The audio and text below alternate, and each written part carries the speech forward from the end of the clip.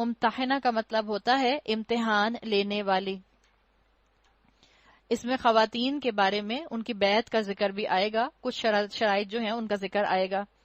اس صورت کے کانٹیکسٹ کے اندر بھی، اس کے بیک گراؤنڈ کے اندر بھی ایک واقعہ موجود ہے.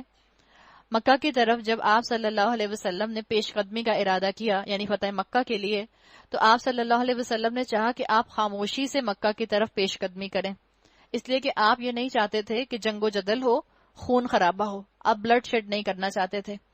ایک صحابی آتے ہیں حاطب بن ابی بلتا، بدری صحابی تھے، بدر میں یہ اپنا حصہ ڈال چکے تھے، اور بدر کے صحابیوں کو اللہ تعالیٰ نے بہت انعام اور اجر کی جو تھی وصیت کر دی تھی. بدری صحابی تھے حاطب بن ابی بلتا. ان کے بچے جو تھے، بیوی بچے، وہ پیچھے مکہ میں تھے. ان کو پتا چلا کہ اللہ کے رسول صلی اللہ علیہ وسلم مکہ کی طرف پیش قدمی کر رہے ہیں، تو ان کو ذرا اپنے گھر والوں کے ساتھ محبت آئی. انہوں نے کہا ایسا کرتا ہوں کہ مکے والوں کو بتا دیتا ہوں کہ اللہ کے رسول جو ہیں وہ پیش قدمی کر رہے ہیں، تاکہ وہ مکے والے ان کے بیوی بچوں کو سپورٹ کر دیں، ان کا زیادہ نقصان نہ ہو. جب حاطب بن ابی بلتا نے خط لکھا مکے والوں کو، تو اللہ تعالیٰ نے آپ صلی اللہ علیہ وسلم کو وحی کے ذریعے انفارم کر دیا کہ اس طرح سے خط لکھا گیا ہے. تو وہ خط تو اللہ کے رسول صلی اللہ علیہ وسلم نے رکوا دیا. اور یہاں سے یہ پتا چلے گا آپ کو کہ اللہ تعالیٰ اپنے نیک بندوں کو یہاں مینشن کر کے یہ بات واضح کر رہے ہیں. حاطب بن ابی بلتا بدری صحابی تھے، لیکن بتایا گیا کہ اللہ کے نیک بندوں سے بھی غلطی ہو سکتی ہے. تو ایک آپ کو یہاں سبق ان آیات میں یہ ملے گا کہ اللہ کے نیک بندے غلطی کر سکتے ہیں. تو اگر آپ کسی کو نیک سمجھتی ہیں اور اگر آپ اس کو کسی غلطی کو کرتے ہوئے دیکھتی ہیں، تو اب آپ اپنا سارا جو ہے امیج توڑ نہ لیں، اس لیے کہ وہ انسان ہے. آج وہ ہدایت پر ہے، کیا معلوم کل وہ ہدایت پر رہے نہ رہے. وہ تو خود اپنے لیے دعا کرتا ہے، ربنا لا تزغ قلوبنا بعد اذ ہدیتنا وہب لنا من لدنک رحمہ انک انت الوہاب. تو جو آپ کو آج نیک نظر آتا ہے، اس کی ہدایت کے لیے اور دعا کیا کریں، اس کے اندر سے آپ اور میں نقص اور خرابیاں نہ نکالیں. تو ایک سبق یہ ملتا ہے کہ اللہ کے نیک بندے جو ہیں وہ غلطی کر سکتے ہیں. دوسرا سبق اسکالرز کے مطابق اس میں یہ نکلتا ہے کہ جب اسلام کے اجتماعی فائدے کی بات ہو تو انسان اپنا ذاتی نقصان کر لے. انہوں نے اپنے فیملی والوں کے فائدے کے لیے اسلام کو ایک طرح سے نقصان پہنچانے کی کوشش کی تھی. تو اللہ تعالیٰ نے یہاں سبق کیا دیا کہ اپنے اجتماعی فائدے کے لیے، اسلام کے اجتماعی فائدے کے لیے اپنا ذاتی فائدہ چھوڑ دینا چاہیے. تیسرا سبق یہ ملتا ہے کہ انسان کو اپنے خاندان والوں کو دین کی راہ میں فتنہ نہیں بننے دینا چاہیے، ان کی اولاد اور ان کے اہل و عیال ان کے لیے فتنہ بنے. بسم اللہ الرحمن الرحیم. یا ایہا الذین آمنوا لا تتخذوا عدوی وعدوکم اولیاء تلقون الیہم بالمودہ وقد کفروا بما جاءکم من الحق.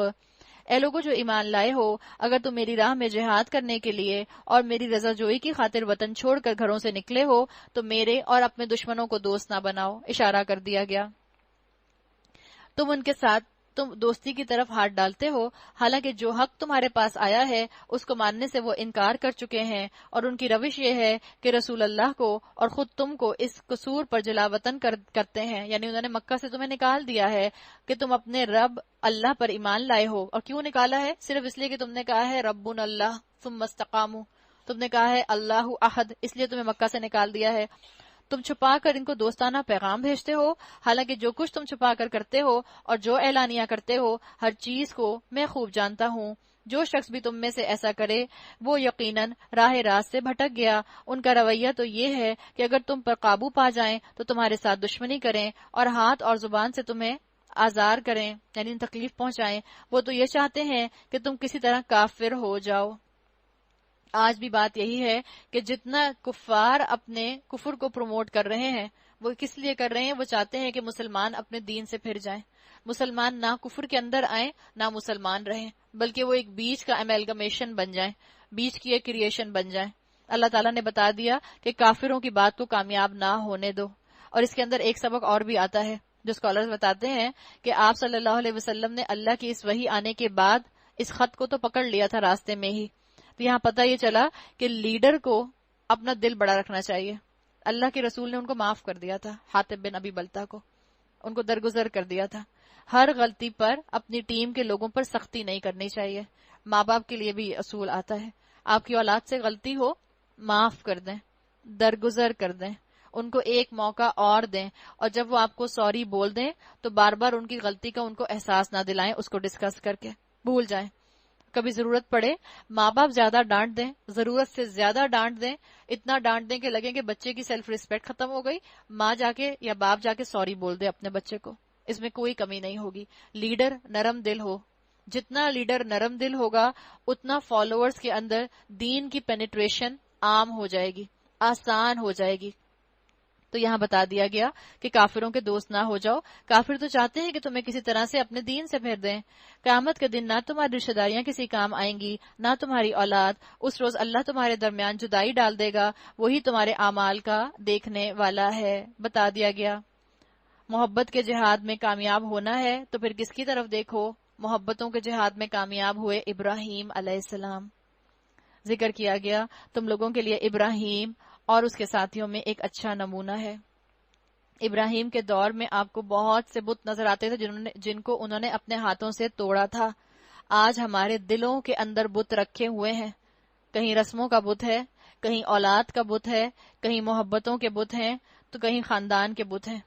آپ کو اور مجھے ان بتوں کو توڑنا ہے اور اس دل کے اندر صرف اور صرف ایک رب کی یاد کو بسانا ہے۔ اس رب کی محبت کے تابع ساری محبتوں کو کر دیں۔ الودود سے محبت کریں، الودود سب انسانوں کے دلوں میں آپ کی محبت ڈال دے گا۔ ابراہیم کی ذات میں تمہارے لیے اچھا نمونہ ہے، انہوں نے اپنی قوم سے صاف کہہ دیا، ہم تم سے اور تمہارے ان معبودوں سے جن کو تم خدا کو چھوڑ کر پوچھتے ہو قطعی بیزار ہیں۔ ہم نے تم سے کفر کیا، ہمارے اور تمہارے درمیان ہمیشہ کے لیے عداوت ہو گئی اور بیر پڑ گیا جب تک کہ تم اللہ واحد پر ایمان نہ لے آؤ۔ یعنی یہاں بتا دیا گیا جب تک تم اللہ کی بات نہیں مانو گے، ایک اللہ کو نہیں مانو گے، اب میں اور تم الگ الگ، عقیدے کی بنیاد پر اختلاف ہو گیا۔ عقیدہ یاد رکھیں کلچر بدل دیتا ہے۔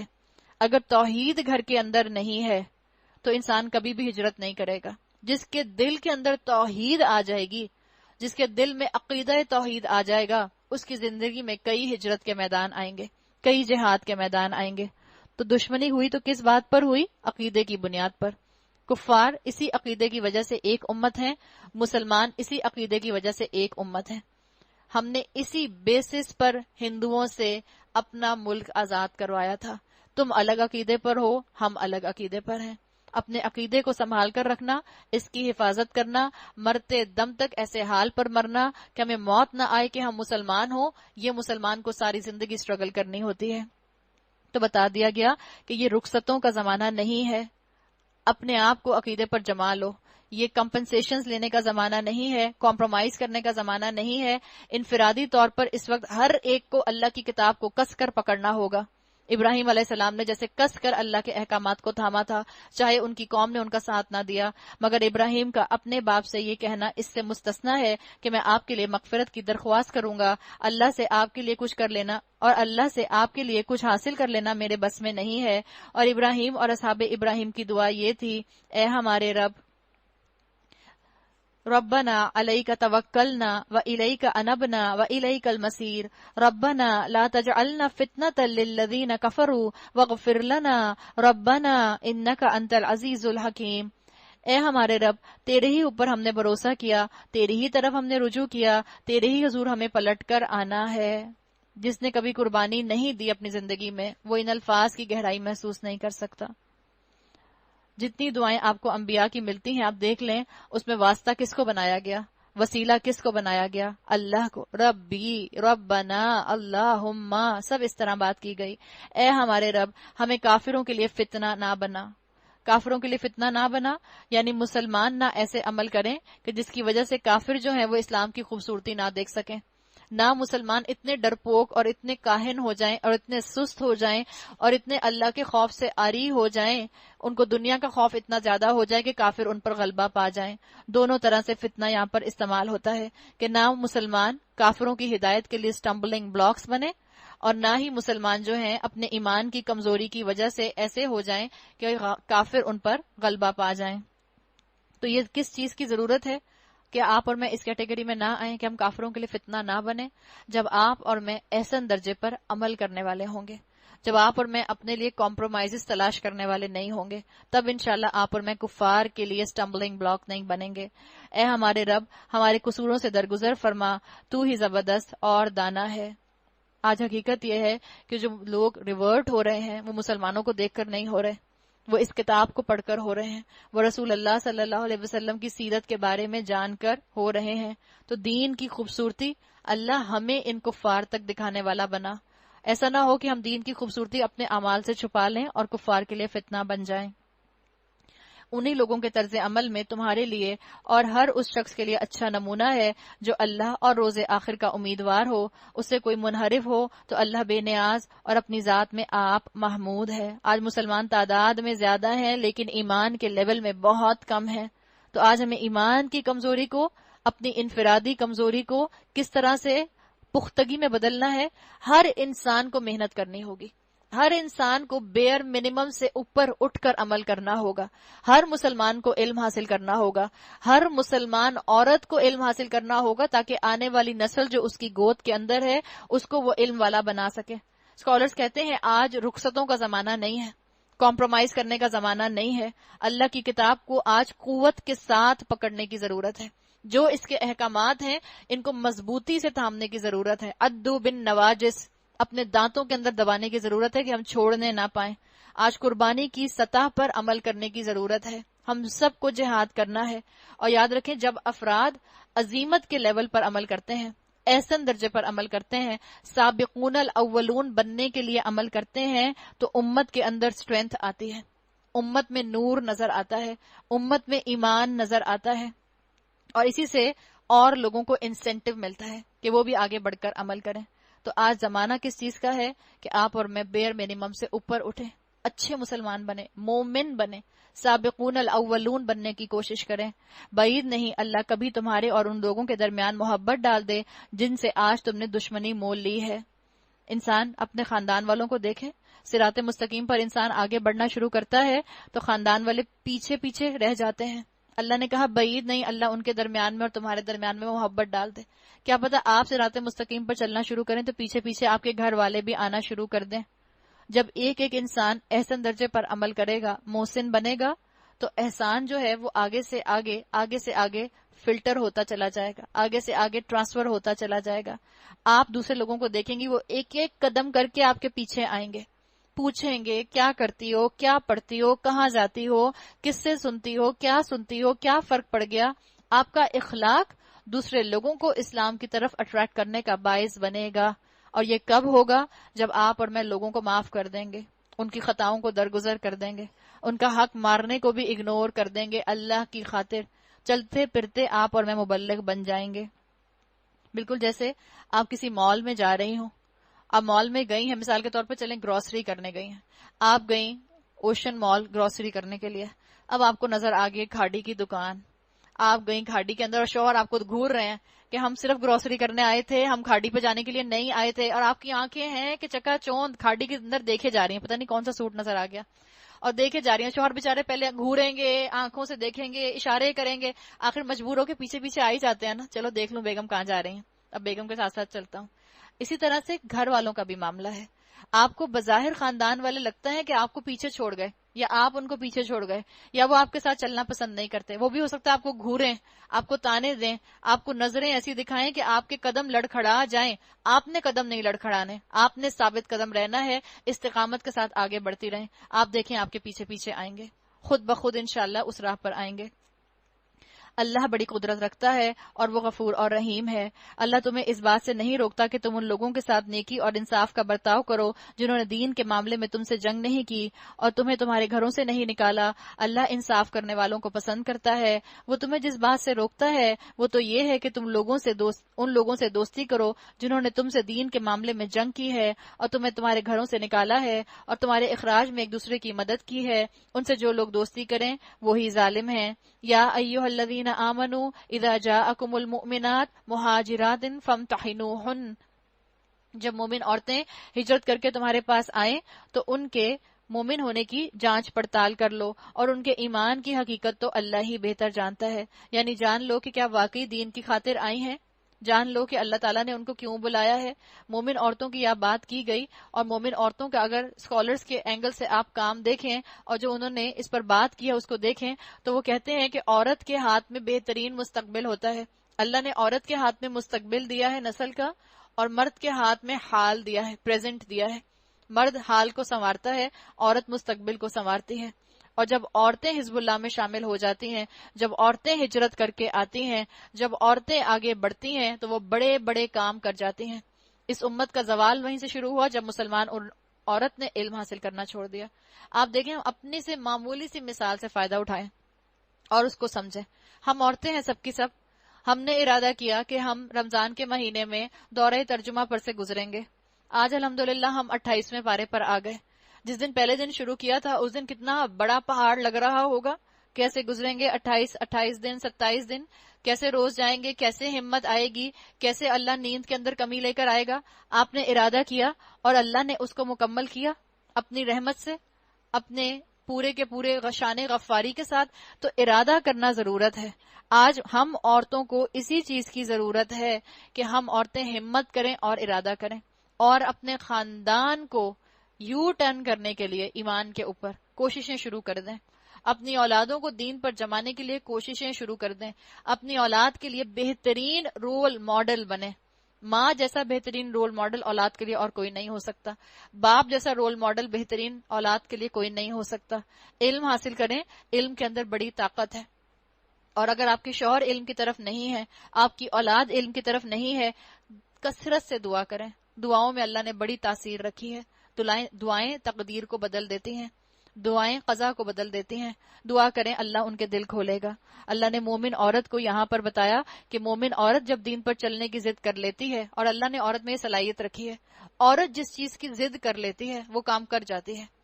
مرد ہو سکتا ہے ایک کام کا فیصلہ کریں، عورتیں کہیں نہیں ہم نے تو نہیں کرنا. وہ بیچارے لے دے کر پھر بیوی کی بات مان لیتے ہیں، خاموش ہو ہی جاتے ہیں. عورت جس چیز کا ارادہ کرتی ہے اس چیز کو منوا لیتی ہے. تو بس پرائرٹی کی بات ہے، آپ کی اور میری پرائرٹی میں کیا چیز آتی ہے. کہا جاتا ہے تعلیم الامی تعلیم الامتی.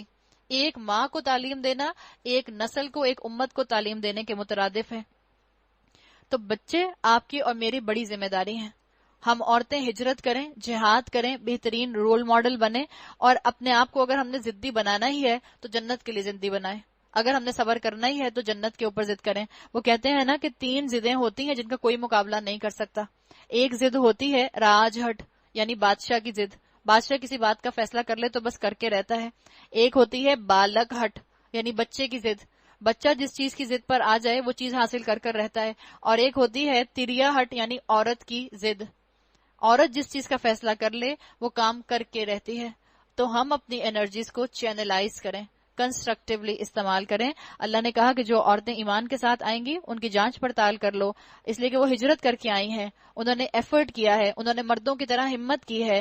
پھر جب تمہیں معلوم ہو جائے کہ وہ مومن ہیں تو انہیں کفار کی طرف واپس نہ کرو. نہ وہ کفار کے لیے حلال ہیں، نہ کفار ان کے لیے حلال. ان کے کافر شوہروں نے جو مہر ان کو دیے تھے وہ انہیں پھیر دو، اور ان سے نکاح کر لینے پر تم پر کوئی گناہ نہیں، جبکہ تم ان کے مہر ان کو ادا کر دو. اور تم خود بھی کافر عورتوں کو اپنے نکاح میں نہ رکھو. جو مہر تم نے اپنی کافر بیویوں کو دیے تھے وہ تم واپس مانگ لو، اور جو مہر کافروں نے اپنی مسلمان بیویوں کو دیے تھے انہیں وہ واپس مانگ لیں. یہ اللہ کا حکم ہے جو تمہارے درمیان فیصلہ کرتا ہے، اور وہ حکیم اور علیم ہے. ہو سکتا ہے آج میں اور آپ ان آیات سے اپنے آپ کو ریلیٹ نہ کر پائیں، لیکن سبق کیا نکل رہا ہے ان آیات کے اندر؟ اسلام میں مہر بہت امپورٹنٹ ہے. مہر دینا ہی دینا ہوتا ہے. ایسا مہر نہیں رکھا جاتا کہ اتنا بڑھا کر رکھ لو، دینا کس نے ہوتا ہے. یہ اسلام کا مزاج نہیں ہے. مہر ادا کرنا فرض ہے. اپنے بیٹوں کو اس کی تاکید کریں. اور اگر تمہاری کافر بیویوں کے مہروں میں سے کچھ تمہیں کفار سے واپس نہ ملے اور پھر تمہاری نوبت آئے تو جن لوگوں کی بیویاں ادھر رہ گئی ہیں ان کو اتنی رقم ادا کرو جو ان کے دیے ہوئے مہروں کے برابر ہو، اور اس سے ڈرتے رہو جس پر تم ایمان لائے ہو. اے نبی صلی اللہ علیہ وسلم، جب تمہارے پاس مومن عورتیں بیعت کرنے کے لیے آئیں اور اس بات کا عہد کریں کہ وہ اللہ کے ساتھ کسی چیز کو شریک نہ کریں گی، چوری نہ کریں گی، زنا نہ کریں گی، اپنی اولاد کو قتل نہ کریں گی، اپنے ہاتھ پاؤں کے آگے کوئی بہتان گھڑ کر نہ لائیں گی، اور کسی امر معروف میں تمہاری نافرمانی نہ کریں گی، تو ان سے بیعت لے لو اور ان کے حق میں اللہ سے دعائے مغفرت کرو. ان اللہ غفور الرحیم، اللہ درگزر کرنے والا اور رحم فرمانے والا ہے۔ ان چند شرائط پر مسلمان عورتوں سے بیعت کی گئی تاکہ وہ دیکھ لیں کہ وہ دین کے کام کو اسکیپ روٹ بنانے کے لیے تو نہیں آئیں، عمل کرنے کے لیے آئی ہیں، یا خالی نام بنانے کے لیے آئی ہیں، خالی ٹائٹل لینے کے لیے تو نہیں آئیں، خالی محض بغاوت کے لیے تو نہیں آئیں۔ تو آپ اور میں بھی اگر دین کے اندر آئیں، عمل کرنے کے لیے آئیں، گھر کا اسکیپ روٹ بنا کر نہ آئیں، گھر سے جان چھڑانے کے لیے نہ آئیں، بغاوت کے طور پر گھر سے نہ نکلیں، بلکہ عمل کرنے کے لیے نکلیں، علم حاصل کریں عمل بدلنے کے لیے، اپنے علم کو عمل میں کنورٹ کرنے کے لیے۔ یا ایھا الذین آمنو، اے لوگو جو ایمان لائے ہو، لا تتولوا قوما غضب اللہ علیہم، ان لوگوں کو دوست نہ بناؤ جن پر اللہ نے غضب فرمایا ہے، قد یئسوا من الآخرہ کما یئس الکفار من اصحاب القبور، اور جو آخرت سے اسی طرح مایوس ہیں جس طرح قبروں میں پڑے ہوئے کافر مایوس ہیں۔ اللہ نے کہہ دیا اپنی دوستی کا معیار وہاں رکھنا جو دوستی کا معیار تمہیں آخرت میں کامیاب اور سرخرو کر دے گا، ان سے دوستی نہ کرنا جن پر اللہ کا غضب ہوا۔